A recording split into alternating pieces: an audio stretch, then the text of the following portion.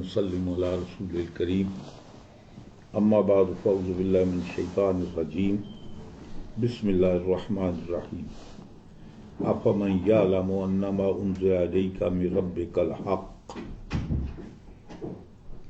کمن هو اعمی انما یتذکر اولو الالباب صدق اللہ مولانا العظیم وصدق رسولہ النبی الامین الکریم ونحن علی ذلک من الشاہدین والشاکرین والحمد للہ رب العالمین۔ حمد و صلوات کے بعد آج ہم سورہ رعد آیت نمبر 19 سے آغاز کر رہے ہیں۔ اس سے پچھلی نشست میں دو باتیں بیان کی گئی، آگے اس کا رزلٹ بیان کیا جا رہا ہے۔ یہ کلام پاک کی فصاحت و بلاغت ہے اور اللہ تبارک و تعالیٰ کا ایک طریقہ ہے لوگوں کے دل میں بات اتارنے کا، ان کو سمجھانے کا، افہام و تفہیم کا، اور اسی طریقے کو سرکار نے بھی اختیار فرمایا۔ کبھی ایسے ہوتا ہے کہ قریب الفہم کرنے کے لیے کسی مشکل مسئلے کو آسان مثال دے کر اس سے مشابہت بیان کر کے اس کو بیان کیا جاتا ہے، اور پھر ایسے ہوتا ہے کہ مشبہ بہی جس کے ساتھ تشبیہ دی جاتی ہے اس کے مماثلات کا، لوازمات کا ذکر کیا جاتا ہے، اور محض سمجھانے کے لیے، یعنی اس کو قریب الفہم کرنے کے لیے۔ پچھلی نشست میں اللہ تعالیٰ نے اپنے پیغام کو، حضور کی ہدایات کو، تعلیمات اسلامیہ کو اللہ تعالیٰ نے بارش سے مثال دی، اور قلوب مومنین ان کو اللہ تعالیٰ نے زمین سے مثال دے کر سمجھایا۔ پھر اللہ تعالیٰ نے جو بارش کے لوازمات پانی کے ان کو بھی ذکر کیا، اور جو زمین کے لوازمات کوالٹی اس کا بھی ذکر کیا، اور اس پر رزلٹ کو منتبت کیا۔ جی یعنی بتانا یہ تھا کہ میری آیات جو میرے پیغامات ہیں، قرآن کا نزول ہے، حضور کی ہدایات ہیں، ان کی مثال ایک بارش کی طرح ہے، اور جن کے لیے ہم نے لوگوں کی ہدایت کے لیے قرآن نازل کیا ان کی مثال زمین کی سی ہے۔ زمین سے مماثلت دے کر یہ بارش کے لوازمات کو بھی بیان کیا کہ جب بارش برستی ہے تو یہ ہوتا ہے کہ زمین کا جتنا کوڑا کرکٹ وغیرہ، کچرا وغیرہ، وہ پانی کے سرفیس کے اوپر آ جاتا ہے اور اس کو بہا لے جاتا ہے، اور زمین سے مراد یہ ہے کہ زمین کے فائدے کی جو چیز ہوتی پانی، اس کو اپنے اندر وہ جذب کر لیتی ہے، ایبزرو کر لیتی ہے، اور اس کے مطابق، اس کے ظرف کے مطابق، اس کے انجذاب کے مطابق پھر اس کے اندر پھول بھی اگتے ہیں، پھل بھی اگتے ہیں، فصل بھی ہوتی ہے۔ اسی طریقے سے آگے پھر اللہ تعالیٰ نے اپنے قرآن کے، حضور کی تعلیمات کو آگ سے مثال دی، اور قلوب مومنین کو اللہ تعالیٰ نے معدنیات سے تشبیہ دی۔ جس طریقے سے آگ معدنیات کو یہ کرتی ہے کہ پگھلا کر ان میں سے کھوٹ نکال دیتی ہے، اسی طریقے سے میری ہدایات، حضور کے پیغامات وہ ہیں کہ وہ دلوں کے کھوٹ کو دور کر دیتے ہیں۔ جی تو یہ مثال۔ اب آگے اللہ تعالیٰ ارشاد فرما رہا ہے کہ وہ کون لوگ ہیں کہ جو ان تعلیمات کو ایکسیپٹ کرتے ہیں، اور وہ کون لوگ ہیں کہ جن پر اس کا اثر نہیں ہوتا۔ یعنی مطلب ہے کہ وہ کون سی زمین ہے جو اس پانی کو جذب کرنے کے بعد اس کا نتیجہ رزلٹ دیتی ہے، اچھی فصل اگتی ہے، اچھی گھاس اگتی ہے، اس کے اندر پھل اور پھول اگتے ہیں، اور کون سی ایسی زمین ہے کہ بارش ہونے کے باوجود، جل تھل ہونے کے باوجود اولاً تو وہاں اگتا ہی کچھ نہیں، اور اگر کچھ اگے تو خس و خاشاک اگتے ہیں۔ یہ زمین کی کوالٹی کو بیان کیا۔ ویسے ہی آگے آگ اور معدنیات کی مثال دے کر اب اللہ تعالیٰ سمجھانا چاہتا ہے کہ وہ لوگ کہ جنہوں نے اللہ تعالیٰ کی تعلیمات کو ایکسیپٹ کیا، قبول کیا، قرآن کو اللہ کی کتاب سمجھے، اس پر ایمان لائے، اور دوسرے مقابلے میں وہ لوگ جو اپنے اناد اور جہالت کی بنیاد پر جنہوں نے حضور کی تعلیمات کو ایکسیپٹ نہیں کیا، قبول نہیں کیا ہے جی۔ اللہ تعالیٰ فرماتا ہے کہ ان دونوں کیا یہ برابر ہو سکتے ہیں؟ کیا یہ دونوں ایکول ہو سکتے ہیں، ایک طرح کے ہو سکتے ہیں؟ تو رب تعالیٰ فرماتا ہے آفامن یعلم، کیا وہ آدمی جو جانتا ہے، کیا جانتا ہے؟ انما انزل الیک، یعنی جو آپ کی طرف نازل کیا گیا، قرآن کا نزول ہوا، من ربک الحق، یہ حق ہے اور آپ کے رب کی طرف سے ہے، یعنی اس کے اندر کوئی بناوٹ، کوئی اس طرح کی بات نہیں ہے۔ تو فرمایا کہ کیا، اور پھر اس بندے نے کیا کیا کہ جس بندے نے یہ جانتا ہے کہ یہ جو کچھ نازل کیا گیا یہ اللہ یعنی حضور کے رب کی طرف سے نازل کیا گیا اور یہ برحق ہے، تو پھر کیا کیا؟ آفا آمنا بھی، پھر اس پر وہ ایمان لایا۔ یعنی حق ماننے کا مطلب یہ ہے کہ جس کو ہم نے حق تسلیم کیا اس کو پھر ہم نے مان لیا۔ فرماتے ہیں کا من، کیا وہ بندہ کہ جو یہ جانتا ہے، علم رکھتا ہے کہ یہ جو قرآن ہے یہ کتاب الہی ہے، کتاب برحق ہے، حضور اللہ کے سچے رسول ہیں، جب اس نے تسلیم کیا تو ایمان لے آئے، کیا وہ آدمی اس کے برابر ہو سکتا ہے؟ کا من ہوا ما، اس کے برابر ہو سکتا ہے کہ جو اندھا ہے، یعنی آنکھیں ہیں لیکن دیکھنا نہیں چاہتا، کان ہیں سننا نہیں چاہتا، مطلب یہ ہے کہ حق جانتا ہے لیکن حق کو بولنا نہیں چاہتا، حق ہے لیکن حق کو دیکھنا نہیں چاہتا، تو کیا وہ آدمی اس کے برابر ہو سکتا ہے؟ ہوا آما، یعنی جو آدمی اندھا ہے، کیا مطلب؟ لا یعلمہ، وہ یہ نہیں جانتا کہ یہ قرآن اللہ کی کتاب ہے، یہ پیغام ہدایت من جانب اللہ، اللہ کی طرف سے ہے۔ جب وہ اس کو جانتا ہی نہیں ہے تو پھر کیا ہوتا ہے؟ لا یؤمن بھی، پھر وہ اس پر ایمان بھی نہیں لاتا۔ انما یتذکر اولو الالباب، اللہ تعالیٰ فرماتا ہے کہ ہماری کتاب تو سب کے لیے ہے، پہلے مثال گزر چکی نا، یعنی اللہ تعالیٰ کی طرف سے باران رحمت، بارش زمین پر نازل ہوتی ہے، تو کیا اس کا رزلٹ تمام زمین سے یکساں برآمد ہوتا ہے؟ نہیں ہوتا نا۔ جو زمین ہموار ہوتی ہے، جو صلاحیت رکھتی ہے، پانی کو جذب کرتی ہے، اس کے رزلٹ میں ہری بھری گھاس اگتی ہے، پھول اگتے ہیں، پھل اگتے ہیں، فصل اگتی ہے۔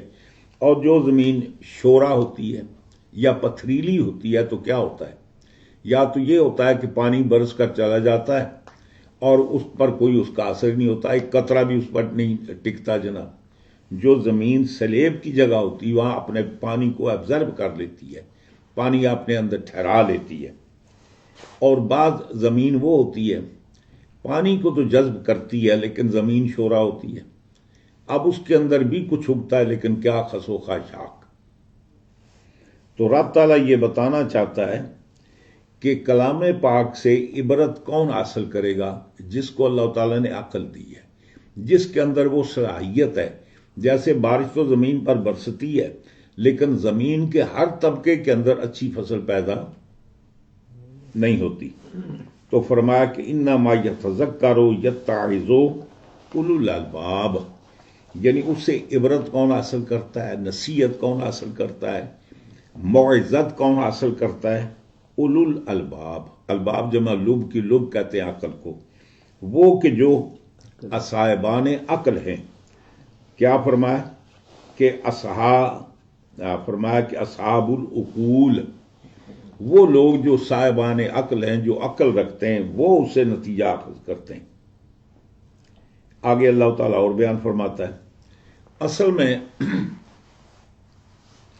یہ آیہ مبارکہ اس کے آغاز میں فرماتے ہیں کہ فرماتے ہیں وَنَزَلَ فِي حَمْزَةَ وَأَبِي جَهْلٍ، یہ جس کا آگے ذکر ہو رہا ہے یہ صورت، یہ کس کے حق میں یہ آیت نازل ہوئی؟ سیدنا حضرت امیر حمزہ اور ابو جہل کے حق میں۔ یعنی اللہ تعالیٰ نے پہلی کیفیت جو بیان کی نا کہ وہ شخصیت کیا حمزہ ابو جہل کے برابر ہو سکتے ہیں؟ کہ حضرت حمزہ کی شان یہ ہے کہ وہ جانتے ہیں کہ یہ کتاب الہی ہے من جانب اللہ ہے، اور پھر وہ اس پر ایمان بھی لاتے ہیں۔ تو کیا وہ ابو جہل کے برابر ہو سکتے ہیں جس کو علم ہی نہیں، جو جانتا ہی نہیں ہے، نہ ایمان لاتا ہے؟ اور ظاہر بات ہے کہ تفکر اور تذکر کون حاصل کرتے ہیں؟ جن کو اللہ تعالیٰ نے عقل وافر عطا فرمائی، عقل عطا فرمائی ہے۔ بے عقلوں کا یہ کام نہیں ہے۔ ایک اصول کے طور پہ بات یاد رکھیں، کلام پاک کو سمجھنے کے لیے، اس کی تفسیر سمجھنے کے لیے کچھ علوم درکار ہوتے ہیں جی۔ یعنی ان علوم کے بغیر از خود آپ اردو کا ترجمہ لے کر قرآن کو سمجھنا چاہتے ہیں یا اردو کی تفسیریں لے کر قرآن کو سمجھنا چاہتے ہیں تو یقیناً کچھ نہ کچھ تو آپ کے ذہن میں آتا ہے، سمجھ آتی کو بے فائدہ نہیں ہے۔ لیکن اگر آپ سمجھیں کہ کما حقو اللہ تعالیٰ کے مفہوم کو اور پیغام الہی کو آپ سمجھ گئے تو یہ نادانی ہے۔ قرآن کو سمجھنے کے لیے کئی علوم درکار ہیں۔ پہلی بات یہ ہے کہ اللہ تعالیٰ فرماتا ہے انا انزلنا القرآن عربیًا، ہم نے قرآن کو عربی میں نازل کیا۔ پہلی سب سے ضرورت اس بات کی ہے کہ آپ عربی زبان کو سمجھتے ہو، اور عربی زبان کو سمجھنے کے لیے اس کے مفردات کو سمجھنے کے لیے، مرکبات کو سمجھنے کے لیے، اس کی ترتیب کو سمجھنے کے لیے بہت سارے علوم کی ضرورت ہے۔ جب تک ان علوم پر آپ کو دسترس حاصل نہ ہو، کما حقو آپ قرآن سے فائدہ نہیں اٹھا سکتے۔ پہلی بات یہ ہے کہ آپ جس کو علم اشتقاق کہتے ہیں جی، اس پر آپ کو عبور ہونا چاہیے۔ یعنی یہ لفظ جو ہے یہ کس سے بنا ہے، اس کا روٹ کیا ہے؟ یعنی یہ لفظ متعدد استعمال ہوتے ہیں نا، اس کا روٹ کیا ہے، اس کا مادہ ہے اشتقاق کیا ہے۔ نمبر 2، جب وہ مرکبات ہوتے ہیں تو پھر آدمی کو یہ شعور ہونا چاہیے کہ اس کی ترکیب کی حیثیت کیا ہے۔ یہ مبتدا خبر ہے یا صفت موصوف ہے یا مضاف مضاف الیہ ہے یا ذوالحال اور حال ہے یا مبدل من اور بدل ہے یا ممیز اور تمیز ہے یا مطلب ہے کہ فعل اور فاعل ہے یا مطلب یہ مفعول ہے۔ یہ تمام چیزیں اس کا سمجھنا ضروری ہے۔ جب تک آپ یہ بات نہیں سمجھیں گے کریکٹ، نہ قرآن کا ترجمہ کر سکتے ہیں نہ قرآن کو سمجھ سکتے ہیں۔ پھر اس کے علاوہ ایک قرآن کی فصاحت و بلاغت ہے، اس کے لیے ضروری ہے 3 علوم ہیں جن کو علم بیان، علم معانی اور علم بدیع کہتے ہیں جی۔ یعنی فصاحت و بلاغت کو اس کا سمجھنا ضروری، نا پر آپ کا عبور ہونا چاہیے، اور پھر علم اشتقاق کے اوپر آپ کو عبور ہونا چاہیے، اور جس کی ایک جو صرف ہے، صرف کے اوپر پھر اس کے قواعد ہیں، اس پر آپ کو عبور ہونا چاہیے، جب جا کر آپ صحیح معنوں میں کلام پاک کو سمجھتے ہیں جی۔ اور پھر اسی لیے علماء کرام نے قرآن کو سمجھنے کے لیے علوم قرآنیہ پر بے شمار کتابیں لکھی ہیں۔ حضرت علامہ بدر الدین زرکشی، آپ نے البرہان فی علوم القرآن لکھی، الاتقان فی علوم القرآن علامہ جلال الدین سیوطی نے لکھی، مناع القطان، مناہل العرفان، علوم، یعنی متعدد کتابیں، کم از کم کو 20-30 کے قریب تو میرے پاس بھی ہیں، وہ کتابیں جو انہیں علوم قرآن پر لکھی ہیں، اور اس علوم کے ضمن میں انہوں نے اصول تفسیر بھی بیان کی ہیں۔ اصول تفسیر کیا ہے؟ اب اس کی 2 صورتیں، یا تو یہ ہے کہ جو آیت نازل ہوئی اس کی تفسیر صاحب قرآن سے مروی ہے، یعنی حضور سے پوچھا گیا بھائی اس کا مفہوم کیا ہے، مطلب کیا ہے، اور حضور نے خود اس کی تفسیر بیان کی۔ اس سے بہتر کوئی تفسیر نہیں ہو سکتی۔ سبحان اللہ۔ یعنی ایک تو تفسیر یہ ہے نا کہ قرآن جو ہے، قرآن اب قرآن کی تفسیر بیان کرتا ہے۔ ایک جگہ اللہ تعالیٰ نے ایک بات کو اجمال کے ساتھ بیان کیا، دوسری جگہ اللہ تعالیٰ نے اسی کو تفصیل کے ساتھ بیان کیا۔ یعنی قرآن جو ہے وہ بعض بعض کی تفسیر بیان کرتا ہے، لیکن اس سے بھی جامع تفسیر جو ہے وہ یہ ہے کہ جو صاحب قرآن کی تفسیر بیان کریں، یعنی جن پر نازل ہوا. چونکہ اللہ تعالیٰ فرماتا ہے کہ اے محبوب انا علینا جمعہ و قرآن ثم انا علینا بیانا. رب تعالیٰ فرماتا ہے کہ یہ ہماری ڈیوٹی ہے کہ ہم قرآن کو آپ کے سینے میں جمع بھی کریں گے اور آپ کو پڑھا بھی دیں گے.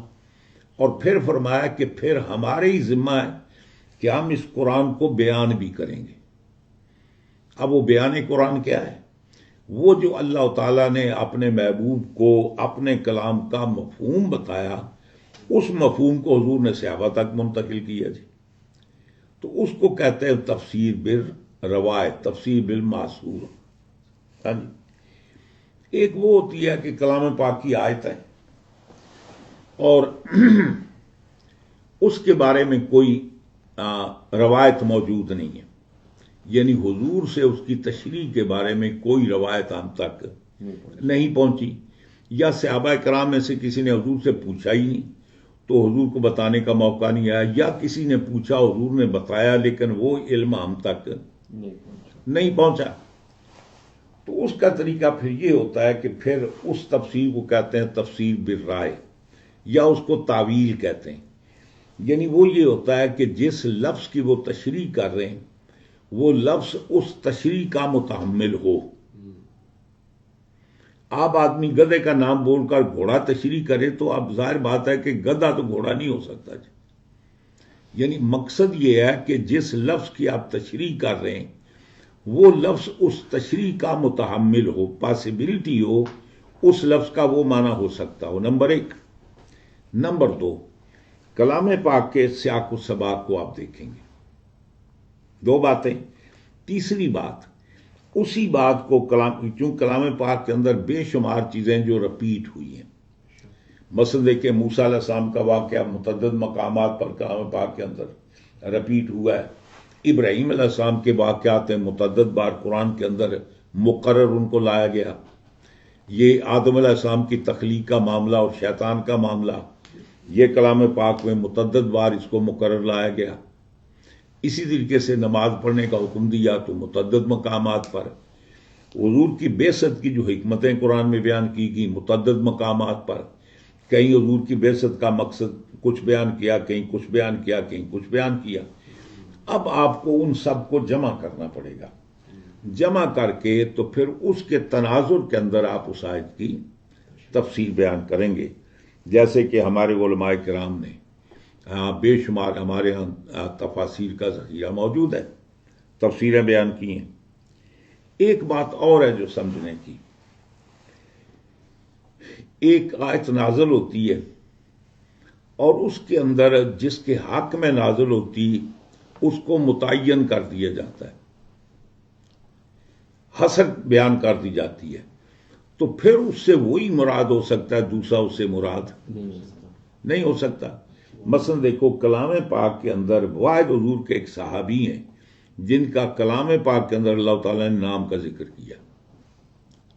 کسی صحابی کا کلام پاک کے اندر، کسی صحابی کا، کسی اہل بیت کے فرد کا، حضور کی ذات کے سوا کسی کا بھی کلام پاک میں حضور کے یعنی امت مسلمہ میں سے کسی کے نام کا ذکر اللہ نے قرآن میں نہیں کیا.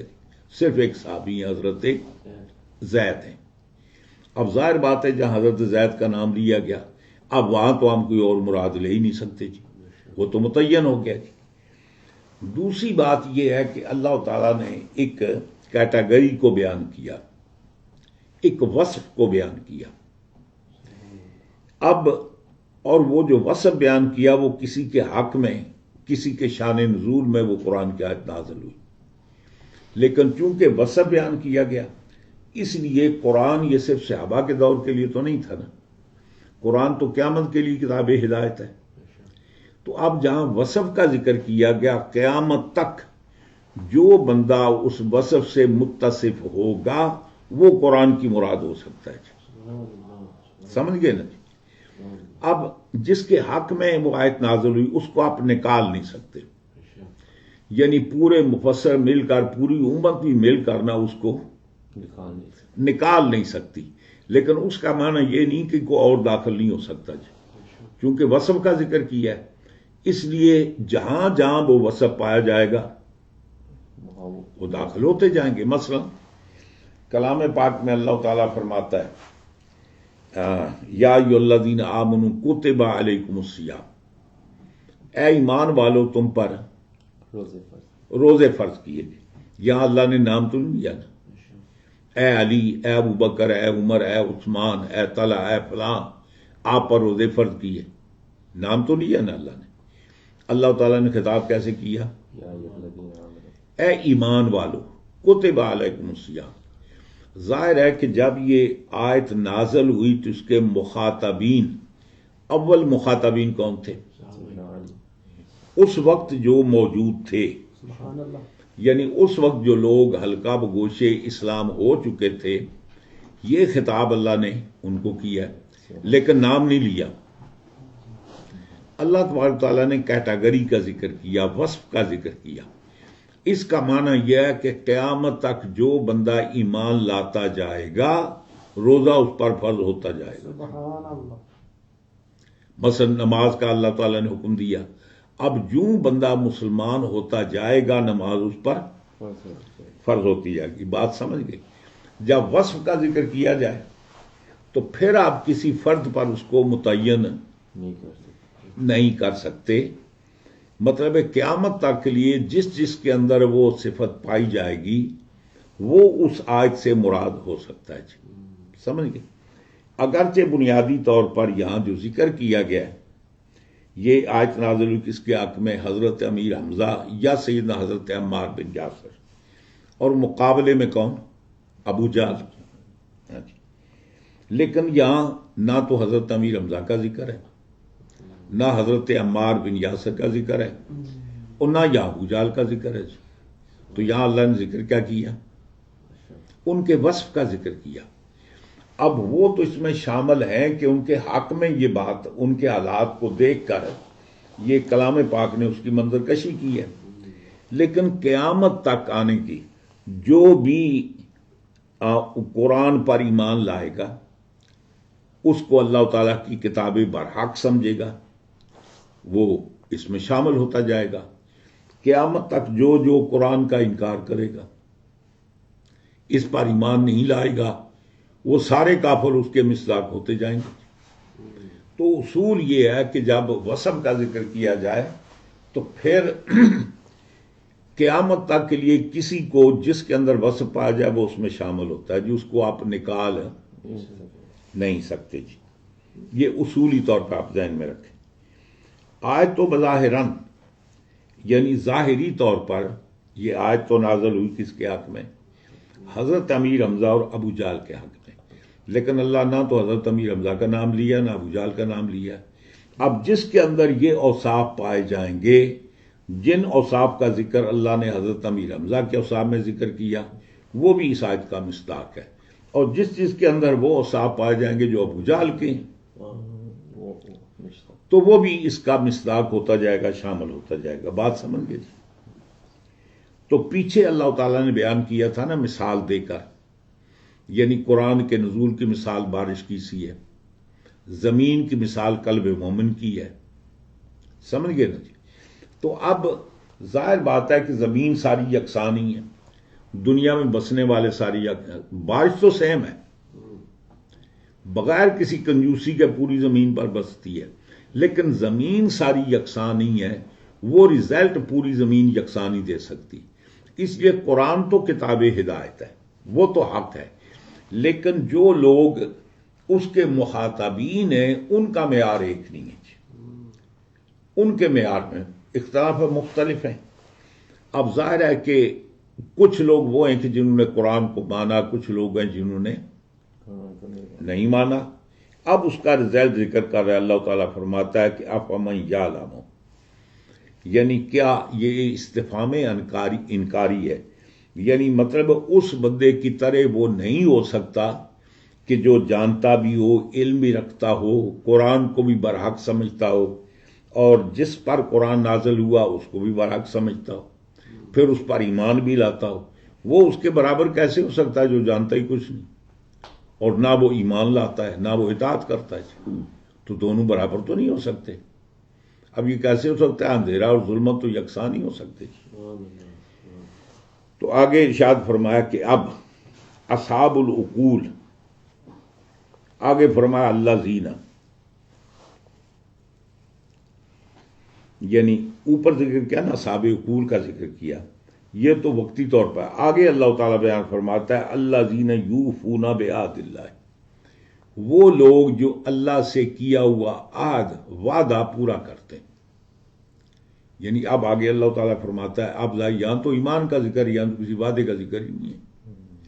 تو فرمایا کہ وہ لوگ جو اللہ سے کیا ہوا وعدہ، جو وعدہ ہے اس کو کیا کرتے ہیں؟ ایفا کرتے ہیں، پورا کرتے ہیں۔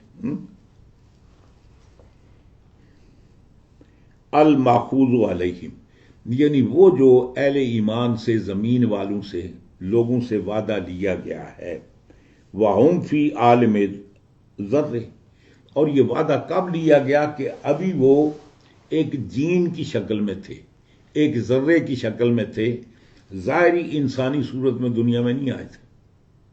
جیسے کلام پاک میں اللہ تعالیٰ ارشاد فرماتا ہے کہ اللہ نے بنی آدم کی فی ظہور آدم، آدم علیہ السلام کی پشت سے، مطلب یہ ہے کہ ان کا امتحان لیا جی۔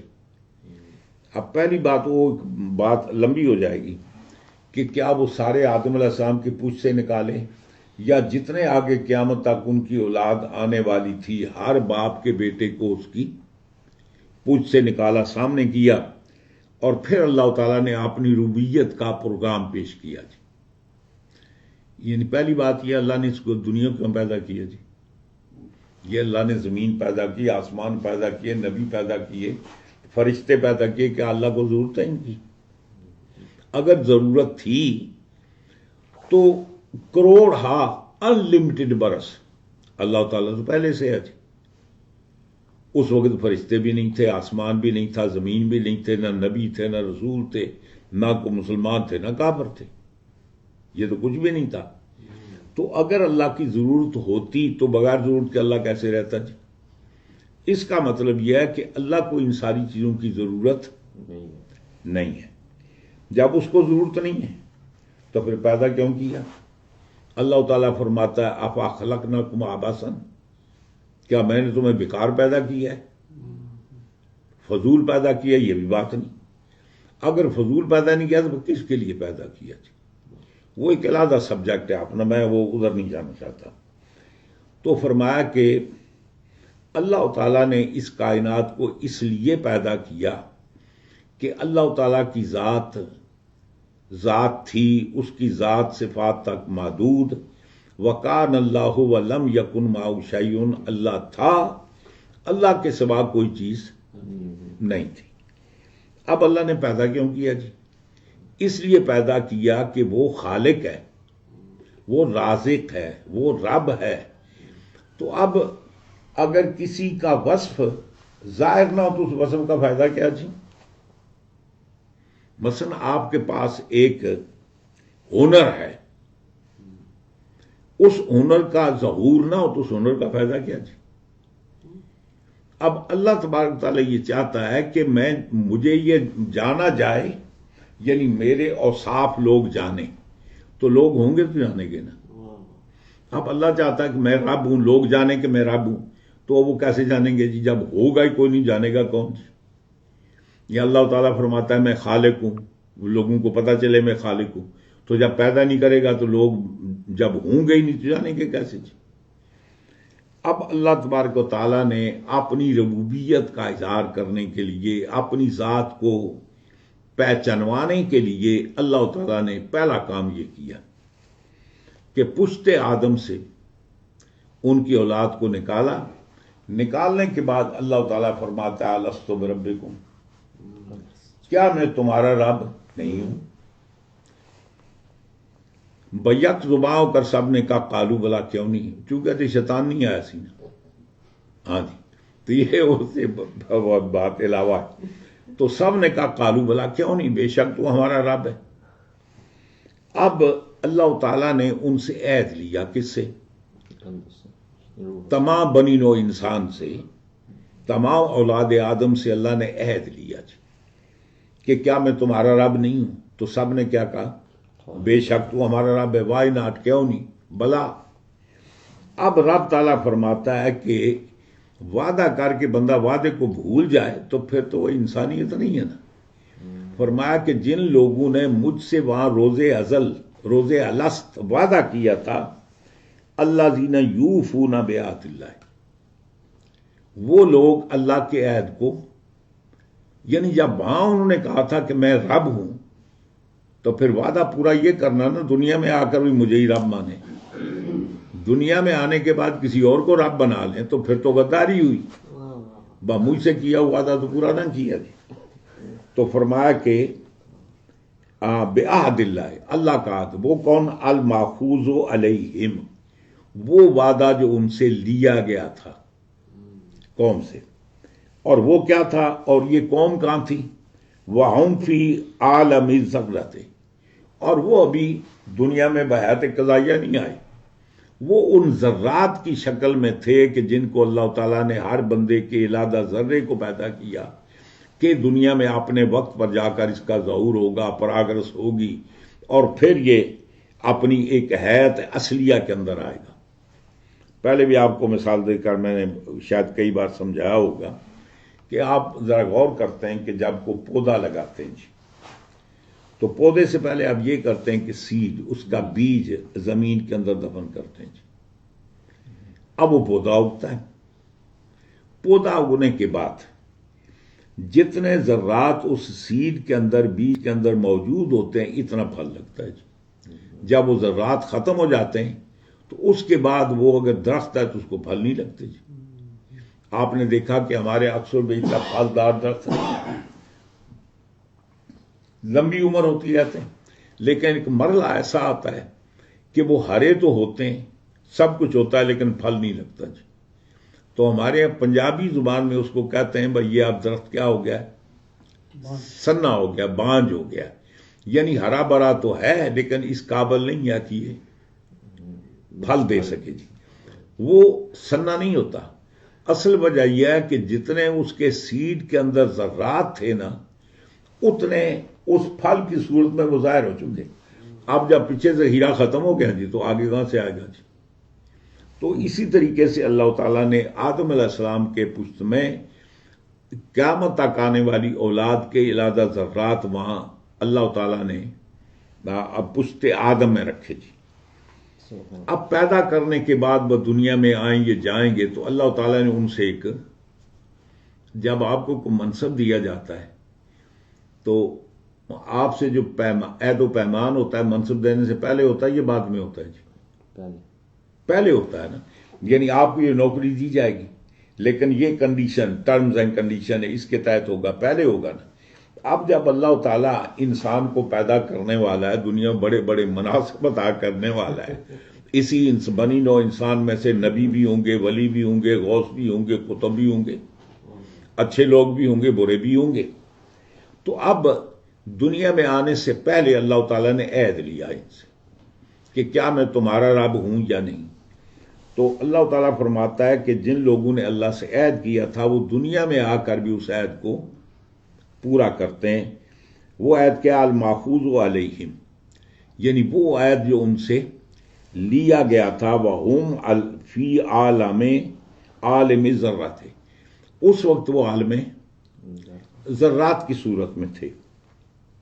یا تو مراد اس سے یہ ہے، سمجھ گئے نا جی، یعنی فرماتے ہیں کہ اللہ کے وعدے سے مراد کیا ہے؟ یا تو اس سے مراد وہ روز الست جو عہد لیا گیا وہ عہد مراد ہے، یا پھر اس سے ہر وہ عہد مراد ہے کہ جو ہم نے اللہ تعالیٰ سے کیا جی، او کلو عہد، یا ہر وہ عہد مراد ہے، یعنی ہم نے اللہ سے کیا ہو یا اللہ کے ماں سوا سے کیا ہو۔ کلام پاک میں اللہ فرماتا اوفوا بالعقود، جو تم نے عہد کیا ان کو پورا کرو جی۔ تو یا فرمایا، یا معنی اس کا یہ ہے کہ میرے بندے وہ جو صاحب ایمان ہیں ان کا ایک کرائٹیریا یہ بھی ہے کہ وہ کیے ہوئے وعدے کو پورا کرتے ہیں. وہ میرا وعدہ ہو یوم الحشر کا، یا دنیا میں آنے کے بعد کا وعدہ ہو جو میرے نبی کے ذریعے انہوں نے وعدہ کیا. یہ بیعت آپ سمجھتے ہیں کیا جی؟ یہ جو ہم بزرگوں کے پاس جاتے ہیں جی تو بیعت کرتے ہیں جی. بیعت کے معنی کیا ہے؟ با یبیو کے معنی کیا ہوتے ہیں؟ ایگریمنٹ کرنا ہے جی. بیعت کا معنی، خرید و فروخت کا معنی کیا ہوتا ہے؟ ایگریمنٹ. یہ جو ہم ایگریمنٹ کرتے ہیں جی، تو ایگریمنٹ کیا ہوتا ہے؟ کچھ شرائط ہوتی ہیں، کچھ لوازمات ہوتے ہیں کہ جن سے عہد لیا جاتا ہے کہ تم یہ وعدہ کرو کہ یہ کام تم نے کرنے اور یہ کرو گے. اب جب ہم بزرگوں کے پاس جاتے ہیں تو بزرگ ہم سے جب وہ بیعت کرتے ہیں، عہد لیتے ہیں، تو کیا کرتے ہیں؟ یہ عہد ہوتا ہے کہ بیعت کے اندر تم مجھے ہر ہفتے 10 پاؤنڈ دیا کرو گے، تم ہر مہینے جناب وہ فلاں چیز مجھے دیا کرو، یہ اس میں نہیں ہے نا. عہد میں کیا ہے کہ تم مجھ سے وعدہ کرو کہ پابندی کے ساتھ نماز پڑھو گے، یہ وعدہ کرو، عہد کرو کہ تم روزے بھی رکھو گے، یہ عہد کرو کہ اگر تم صاحب ثروت ہوئے زکوٰۃ بھی دو گے، اور یہ عہد کرو کہ اگر اللہ تعالیٰ نے تمہیں توفیق عطا فرمائے تو زندگی میں ایک بار حج بھی کرو گے. اور یہ مجھ سے عہد کرو کہ تم جھوٹ نہیں بولو گے، غیبت نہیں کرو گے، حسد نہیں کرو گے، نفاق نہیں کرو گے. یہ مجھ سے عہد کرو کہ تم غیبت نہیں کرو گے، چغل خوری نہیں کرو گے، شراب نہیں پیو گے، جوا نہیں کھیلو گے. تو پیر کس کا عہد لیتے ہیں جی؟ وہ جو اللہ کے رسول کا قانون ہے اس پر پابندی کی.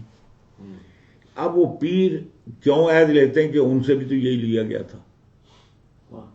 اب ان کے دادا پیر یہی کیوں لیتے ہیں کہ ان کے پیر نے بھی یہی عہد لیا تھا. اب یہ معاملہ اوپر جاتا ہے، جاتے جاتے یہ کہاں پہنچتا ہے؟ حضور کی ذات تک. تو حضور اکرم صلی اللہ علیہ وسلم مختلف مواقع پر یہ جو بیعت کا سسٹم رائج کیا. پہلے تو بیعت یہ بیعت اسلام، یعنی حضور کے ہاتھ پر ہاتھ رکھ کر اسلام کو قبول کرنا، یہ بھی ایک عہد ہے.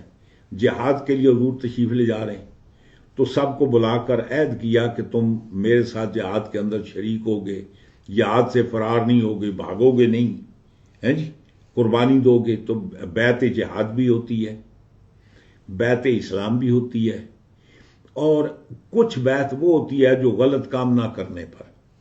حضور جب مدینہ پاک میں، زادوشی پڑھیے، مدینہ پاک میں تشریف لائے،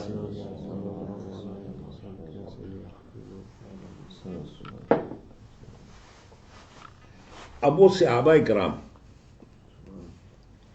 جو مکہ معظمہ سے ہجرت کر کے مدینہ میں تشریف لائے، گھر ان کے وہاں رہ گئے، کاروبار وہاں رہ گیا، مال و متاع وہاں رہ گیا، حتیٰ کہ بعض صحابہ وہ بھی تھے جن کی بیویاں چھین لی گئی، جن کے بچے چھین لیے گئے. بعض صحابہ وہ بھی ہیں کہ جن کے کپڑے اتار لیے گئے جی.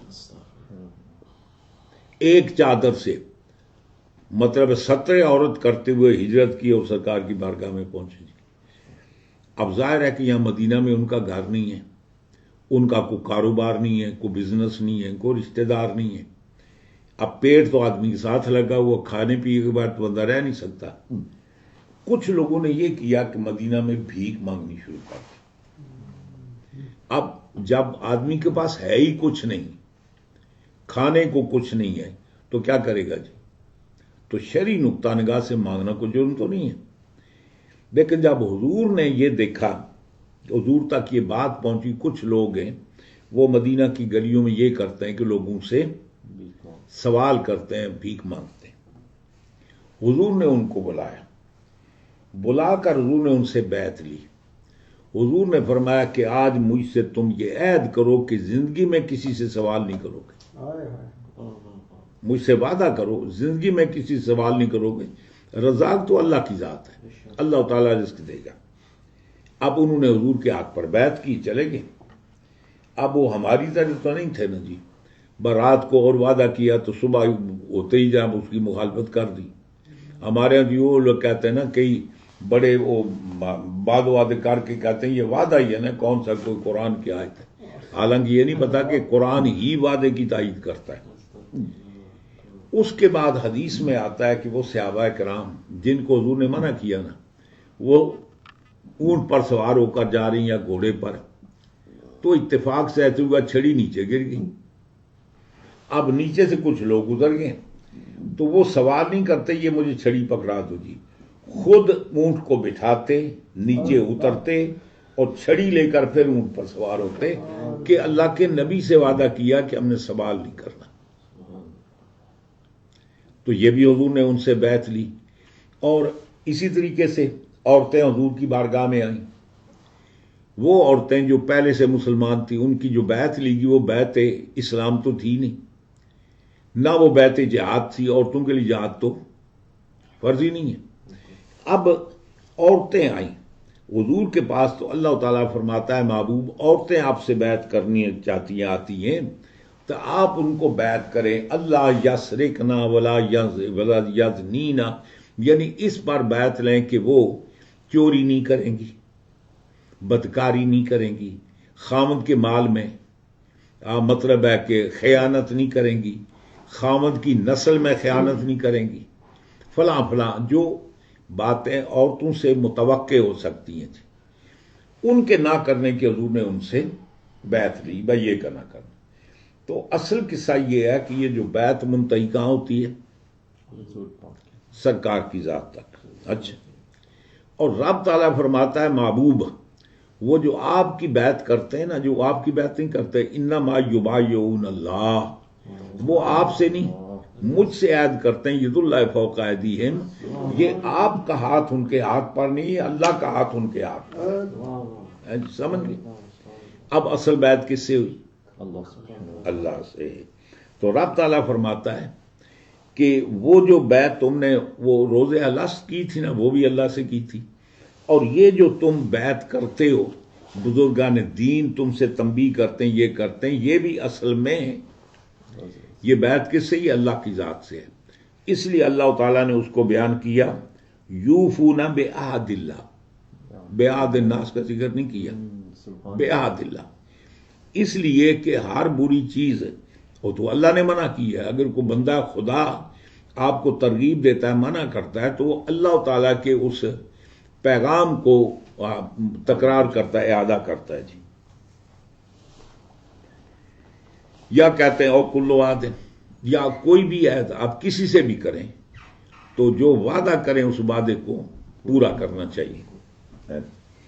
اور اللہ تعالیٰ فرماتا ہے ان العہد کان مسئولا، یہ جو آپ کسی سے عہد کرتے ہیں نا، اس کے بارے میں بھی اللہ تعالیٰ قیامت کے دن آپ سے بات پرس کرے گا، پوچھے گا. جی، جہاں نماز کا سوال ہوگا، دیگر چیزوں کا، وہاں جو کسی سے وعدہ کرتے ہیں اس وعدے کا بھی سوال ہوگا کہ تم نے وعدہ کیا تھا اس کو پورا کیا یا نہیں کیا. سمجھ گئے جی؟ آگے فرمائے ایک ہے وعدہ پورا کرنا اور ایک وعدہ کا معنی کیا ہے؟ توڑنا ہے. جی، بات دو ہی قسم کے لوگ ہیں نا، یا تو وعدہ کرنے کے وعدے پر قائم رہتے ہیں یا وعدے کو توڑ دیتے ہیں. تو اللہ تعالیٰ فرماتا ہے ولا ينقضون المیثاق، وہ اللہ کے جو میرے بندے ہیں نا وہ اپنے عہد کو پورا کرتے ہیں، اپنا عہد کیا ہوا توڑتے نہیں ہیں. کیسے؟ بترک الایمان او الفرائض، یعنی روز ازل وعدہ کیا تھا نا کہ ہم تو عبادت تجھے رب مانتے ہیں، اب دنیا میں آ کر وہ اس پر ایمان نہ لائیں تو اس کا مطلب وعدہ خلافی کر رہے ہیں. یا اللہ تعالیٰ کے فرائض جو اللہ کے آرڈر ہیں ان کو اوبے نہ کرنا، ان کو نہ ماننا، تو اس کا مطلب کیا ہے؟ یہ وعدہ خلاف ہے. آگے فرمایا والذین یصلون ما امر اللہ بہ، ایک تو وہ لوگ ہیں یعنی جو اللہ تعالیٰ کے وعدے کو پورے کرتے ہیں، وعدے کو توڑتے نہیں ہیں. اب اللہ تعالیٰ اس کا رزلٹ بیان کرتا ہے والذین یصلون ما امر اللہ بہ، وہ لوگ جو صلہ رحمی کرتے ہیں، جو کام اللہ نے کرنے کا حکم دیا اس کو بجا لاتے ہیں. جی، کیا ان یوصل من الایمان، یعنی مطلب یہ ہے کہ وہ لوگ جس کا اللہ تعالیٰ نے حکم دیا ہے اس پر کاربند ہوتے ہیں پورے، والرحم، یعنی وہ صلہ رحمی کرتے ہیں. جی، صلہ کے معنی یہ بھی ہوتے ہیں کہ وہ ایمان لاتے ہیں، جو وعدہ کیا پورا کرتے ہیں، اور صلہ کے معنی یہ بھی ہوتے ہیں صلہ رحمی، یعنی وہ جو ان کے رشتہ دار ہیں۔ وہ آگے آیت آ رہی ہے، وہاں سے ایک بات عرض کرتے چلو، یہ جو عام طور پہ ہمارے یہاں لفظ استعمال ہوتا ہے صلہ رحمی کا، تو یہ رحم کا لفظ کیوں بیان کیا جاتا ہے؟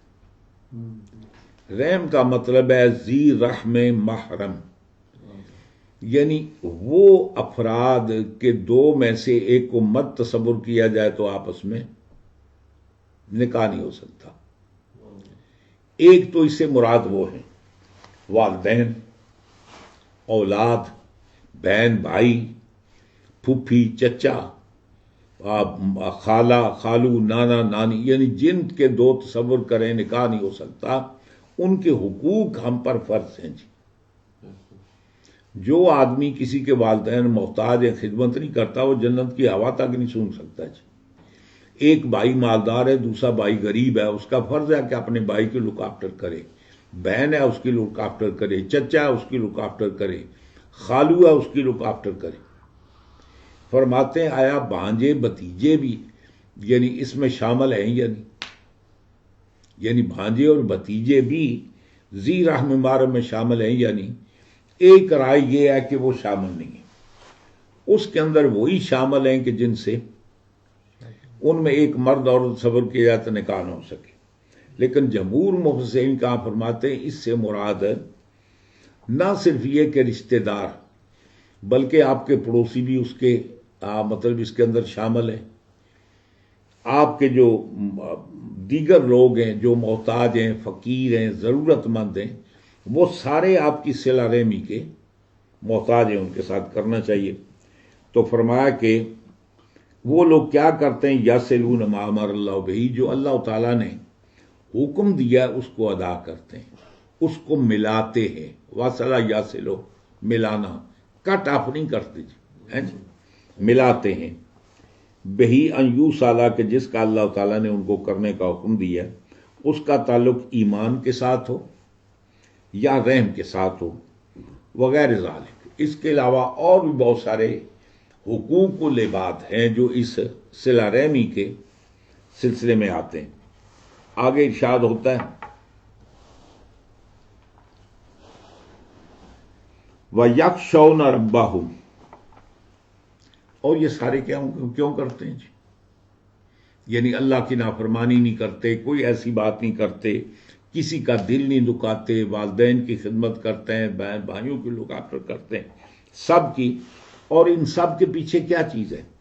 فرمایا وَيَخْشَوْنَ رَبَّهُمْ، وہ اپنے رب سے ڈرتے ہیں، اے وعیدہ، اللہ تعالیٰ نے جو ان کے وعید فرمائی نا۔ یہاں ایک اور مسئلے کی وضاحت عرض کرتے چلوں، ایک ہوتا ہے وعدہ اور ایک ہوتی ہے وعید۔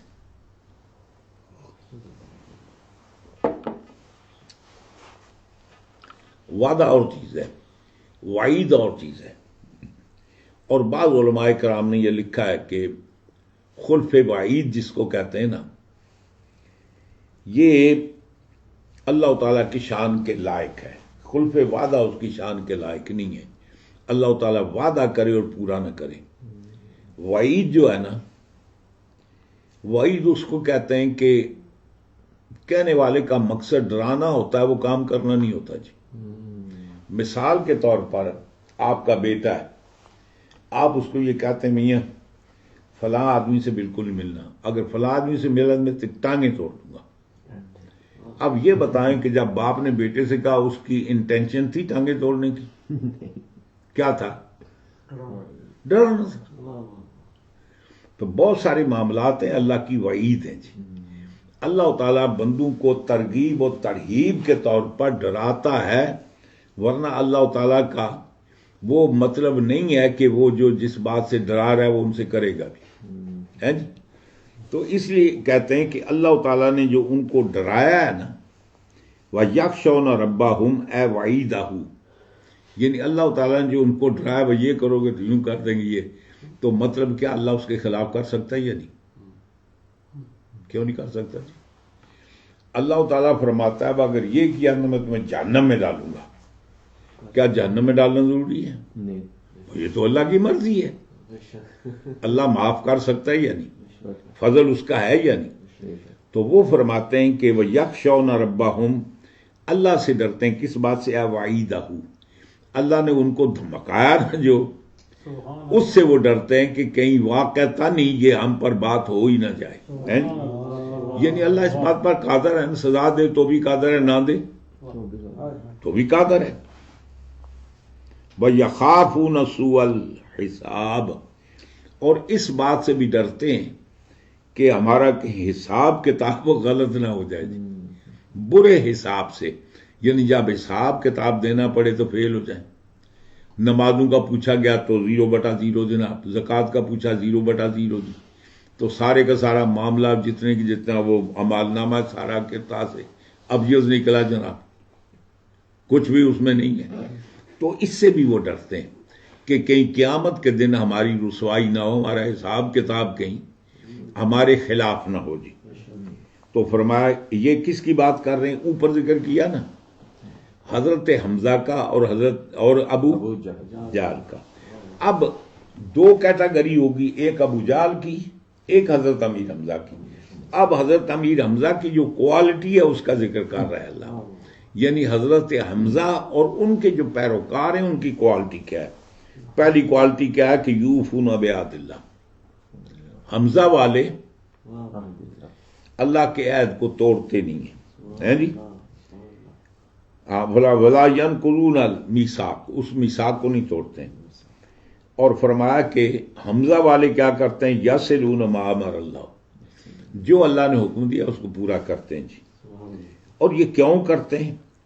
اس لیے کہ وہ اللہ کے غضب سے ڈرتے ہیں، اللہ کی وعید سے ڈرتے ہیں، اور برے خاتمے سے ڈرتے ہیں، برے حساب سے ڈرتے ہیں. ہر وقت ان کو خوف رہتا ہے کہ اللہ ناراض نہ ہو جائے.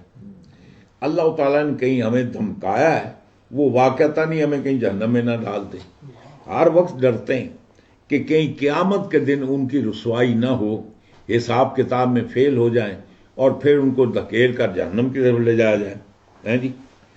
آگے صاحب تفسیر فرماتے ہیں وَتَقَدَّمَ مِثْلُهُ، اس کی مثال پہلے بھی، یعنی اس طرح کی مثال پہلے گزر چکی ہے.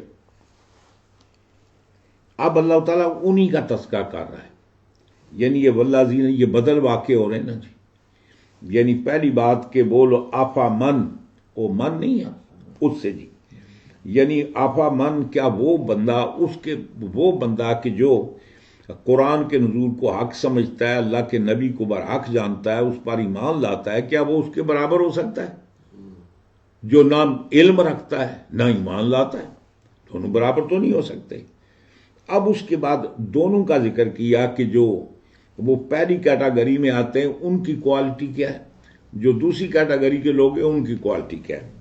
تو آگے اللہ تعالیٰ ارشاد فرماتا ہے کہ والذین صبروا، وہ جو پہلی کوالٹی نہیں ہے حضرت امیر حمزہ والے، وہ کیا کرتے ہیں؟ والذین صبروا، جو صبر کرتے ہیں علی الطاعۃ والبلاء. یعنی صبر کے معنی ہوتے ہیں انضباط نفس، اپنے نفس پر، خواہشات پر کنٹرول کرنا، قابو کرنا. اطاعت، کبھی کبھی ایسے ہوتا ہے روزہ رکھنا بھی بندے کو تکلیف دہ ہوتا ہے، نماز پڑھنا بھی بندے کے لیے سخت نیند آئی ہوتی جناب، اٹھنا تکلیف دہ ہوتا ہے جی. ٹھنڈا پانی ہوتا ہے وضو کرنا بھی مطلب تکلیف دہ ہوتا ہے جی. تو صبر کے معنی ہوتا ہے انضباط نفس، یعنی اپنے اوپر کنٹرول کرنا. وہ جو آپ کا نفس جو کرنے پر راضی نہیں ہے نا وہ کرنا. تو فرمایا کہ والذین صبروا علی الطاعۃ، وہ طاعت پر بھی صبر کرتے ہیں، اللہ کے حکم کو جا لانے پر بھی انضباط نفس کرتے ہیں. والبلاء، اور فرماتے ہیں کہ اور جو مصیبت ہے نا اس پر بھی وہ صبر کرتے ہیں. دل چاہتا ہے باویلا کریں جی، ہنگامہ کریں، آؤ بقا کریں، لیکن وہ سمجھتے ہیں کہ جس نے ہمیں دیا ہے یہ مصیبت ہی اسی کی طرف سے آئی ہے، یہ بھی اسی کے ترجمہ. وعن المعصیت، اور معصیت سے بھی وہ صبر کرتے ہیں، رکتے ہیں. یعنی اللہ تعالیٰ کی نافرمانی، کوئی کام نافرمانی کا نہ ہو جائے. یہ جو حمزہ والے ہیں نا، مطلب ان کے پھر کوالٹی یہ کام کرتے ہیں. اور ان کا غرض کیا ہے؟ کیا دنیا مال و منفعت یا کوئی چیز چاہیے تھی؟ فرماتے ہیں ابتغاء طلب وجہ ربہم، وہ صرف اپنے رب کی، یعنی مطلب ہے کہ جو رضا ہے نا اس کو طلب کرتے ہیں. وہ صرف اللہ کی رضا کے لیے کام کرتے ہیں، کسی اور منفعت کے لیے نہیں کرتے. لا غیرہ، اس کے علاوہ ان کا کوئی منشا نہیں ہوتا. من اغراض دنیا، دنیا کی اغراض میں سے وہ پیسے ملیں گے، یہ ہوگا وہ ہوگا، یہ کوئی ان کی لالچ نہیں ہے.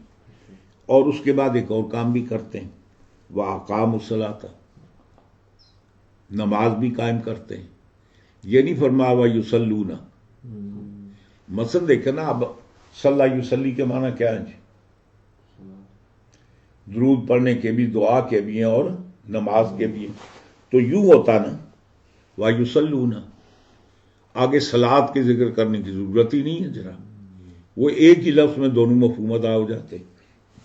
یصلون کے بجائے اللہ فرماتا ہے اقاموا الصلاۃ. یہ جو اللہ تعالیٰ نے ڈفرنٹ لہجہ اختیار کیا، یصلون میں وہ بھی ہو سکتا ہے کہ 5 میں 1 پڑھ لی، 2 پڑھ لی، 3 چھوڑ دی، 4 چھوڑ دی. اقامت صلاۃ کا مطلب یہ ہے کہ نماز کو قضا بھی نہیں کرنا، نماز کو چھوڑنا بھی نہیں ہے، وقت پر پڑھنا ہے، اور پورے آداب کے ساتھ.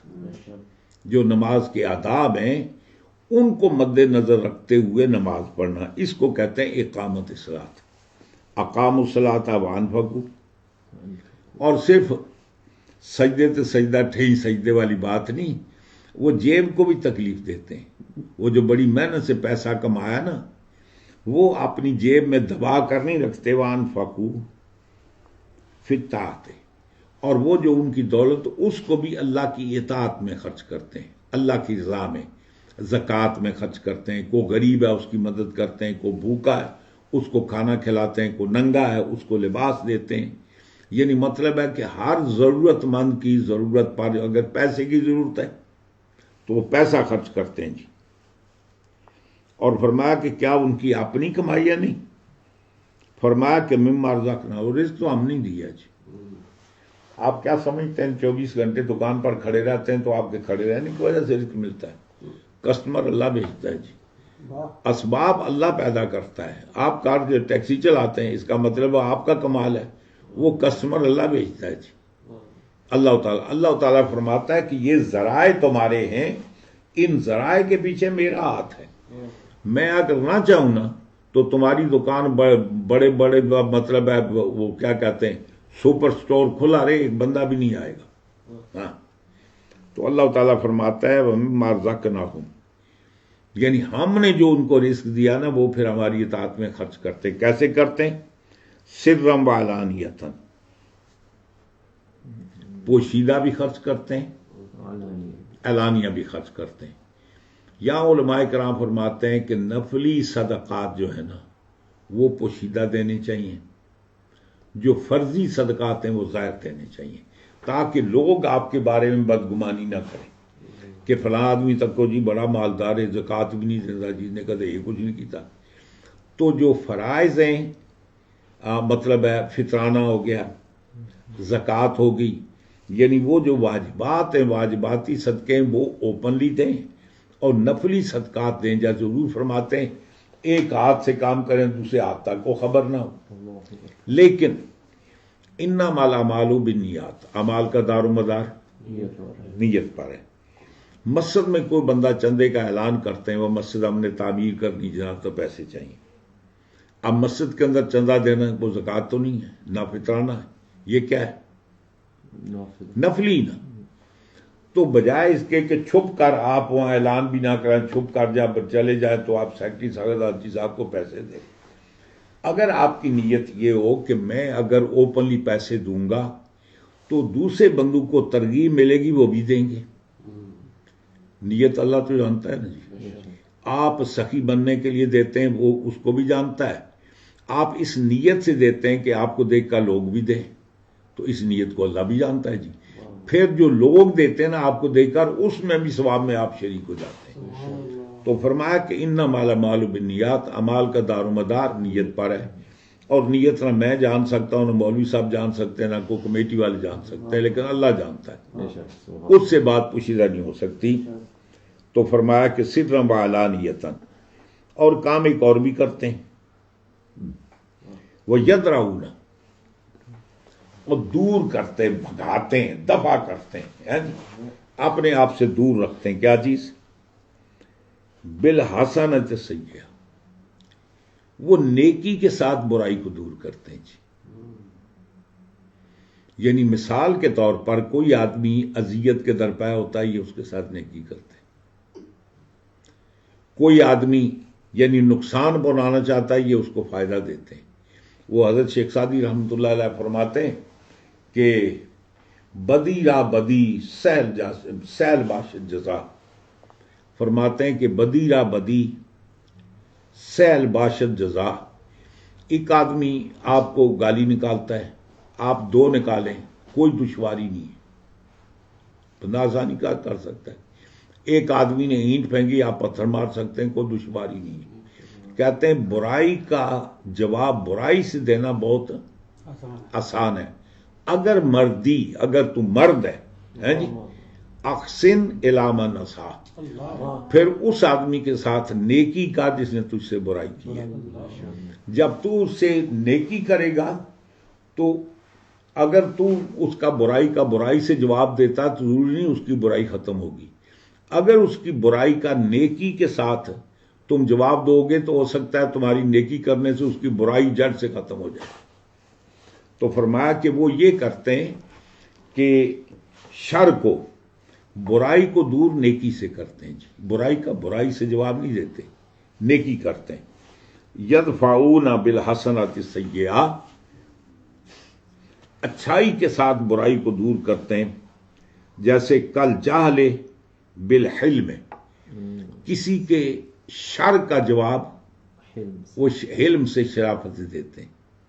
کوئی آدمی جہالت سے برا کہتا ہے تو یہ حوصلہ سے، تحمل سے اس کو ہمبلنس برداشت کرتے ہیں جی.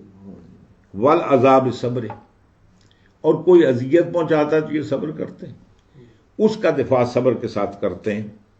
اولئک هم عقبی الدار، پھر اللہ فرماتا ہے پھر یہی لوگ ہیں حمزہ والے جن کا ہم نے ذکر کیا، پھر اچھی قیامت انہی کی ہے جی. انہی کی عقبی الدار، جو آخر کا گھر وہ سب سے اچھا ان کا ہے.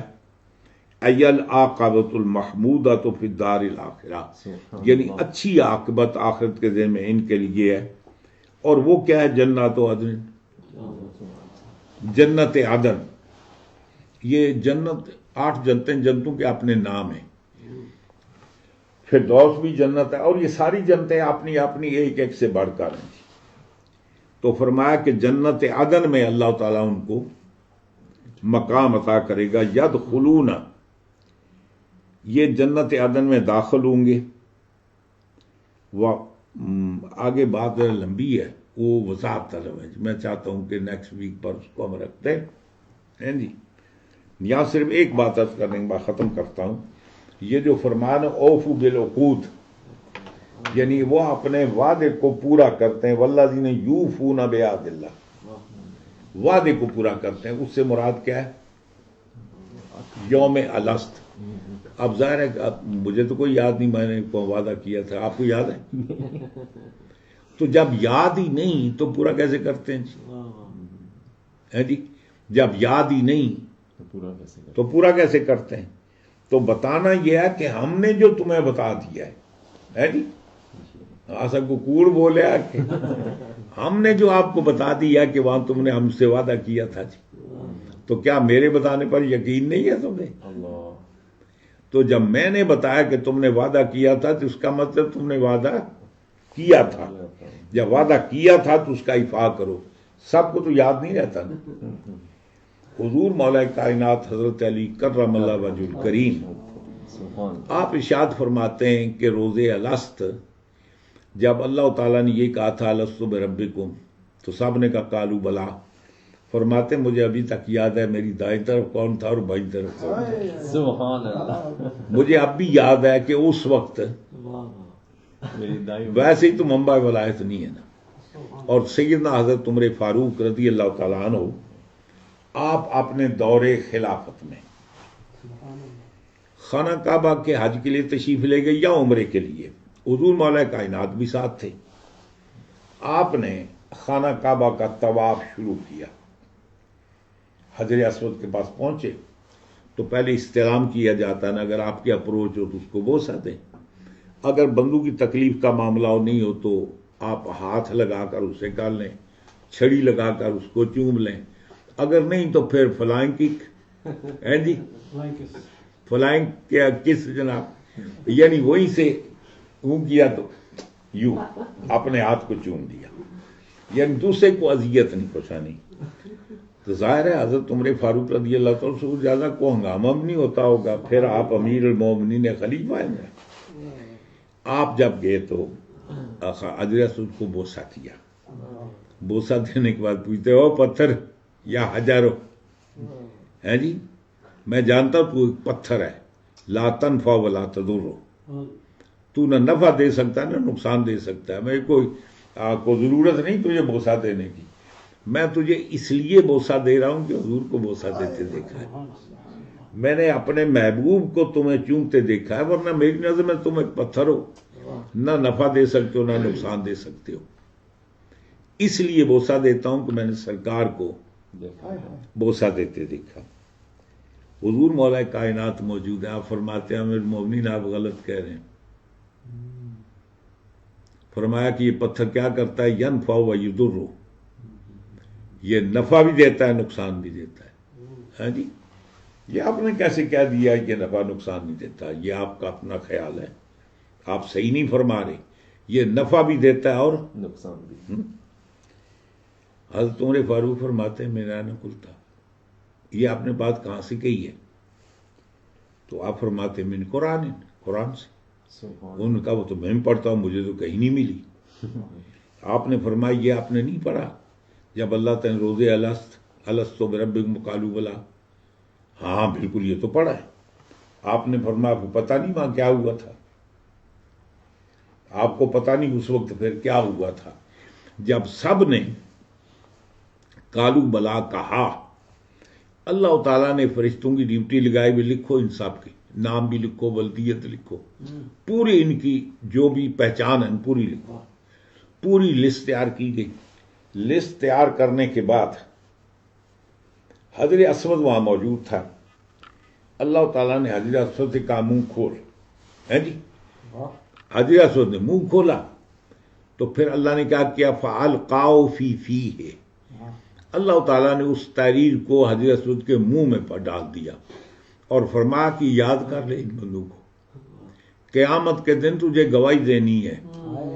ان میں کیڑا کیڑا تیرے کو آیا تو کیڑا نہیں آیا, کس بوسہ دیتا تو کس نہیں دیتا. قیامت کے دن تجھے گواہی دینی ہے.